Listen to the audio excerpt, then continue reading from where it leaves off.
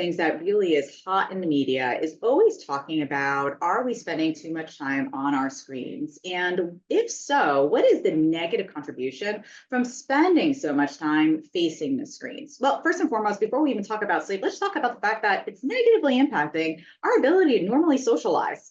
And the reason I'm going to acknowledge that is because socialization is a component of our circadian expression of what we should be doing day and night. Many times we are removing ourselves from opportunities to be able to engage and be active, which is only going to be deleterious to us. Sometimes we're overlooking this and just blaming it on the blue light or our media frenzy in regards to social media. However, one of the things that we need to consider is we need to get up, get moving, and engage in our days. So before we start putting on blue light filters and just blaming it on their circadian abnormalities, let's actually unpack all of the factors that are involved. So first and foremost, one of the things that I will state is when we look at the full 24 hours, many times we are forcing ourselves to stay inside, being exposed to artificial light, and that is only being further augmented by the cell or our televisions or our computer screens. Our brains are really getting the mixed signals of what exactly time of day is it, and are we in the day or the night?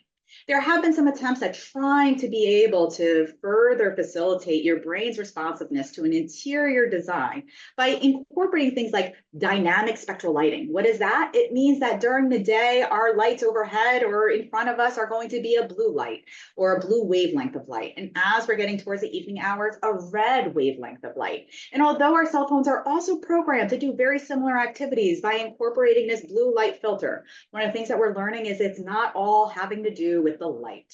It has to do with what else is giving us our cues for circadian timing. And remembering our circadian timing is not just based on our environmental exposure, it's based on the things we're engaged in and conditioned to expect.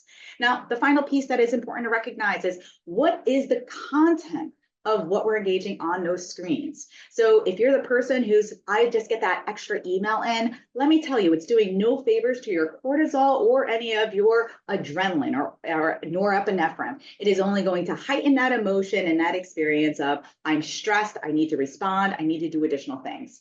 If you're a person who's going, well, I just need it to be able to wind down and relax my mind, and so I'm going to do some mindless scrolling. Please be reminded that these social media applications have been designed purposefully to reflect something else that is highly addictive. Cha-ching, cha-ching. Yes, you're correct. It is the slot machines, and we're going to keep scrolling, and it's going to provide that same intermittent reward that actually leads to a higher likelihood of addiction and dopamine surge, which is going to make it less likely for us to be able to say, I'm just going to do this for the next 15, 20 minutes, and then somehow find ourselves 2 to 3 hours later, mindlessly scrolling for that same intermittent reward that is only going to cause us to be distracted from being able to fall asleep. Now, with that stated, and I guilty of this pleasure as well, 100%, but with limits are always necessary. Making sure that you're considering utilizing things definitely outside of your bed. Remembering your bed is a sacred place for sleep and sex if you're over 18. And again, that's up to you. It's not anything to do with me. Now, with that stated, being able to make sure you're putting some parameters on when you're utilizing it, how long you're utilizing it, and also making sure that your next steps include your wind down activities to be able to fall asleep. If you're finding that you're consistently having difficulties, don't just think that you need to put on some blue light glasses or put on a filter or pop some melatonin.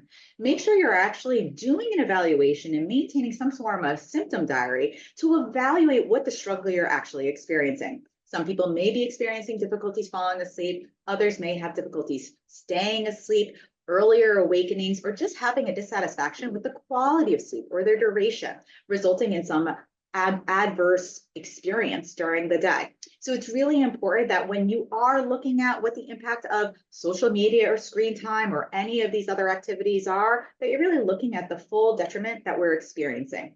It's also important to remember that this is not a one size fits all. Everyone has different exposures and different experiences with this. What I will say is that when studied, even in young children, when we're limiting the amount of screen time, we do see that there is a secondary benefit to overall total sleep time and quality of sleep. And this is irrespective of the timing of that screen time. So it is important for you to just make sure that you're giving yourself a good overall maintenance and making sure that you're taking advantage of those hours in the day to live your best life so that you can have your best night's sleep.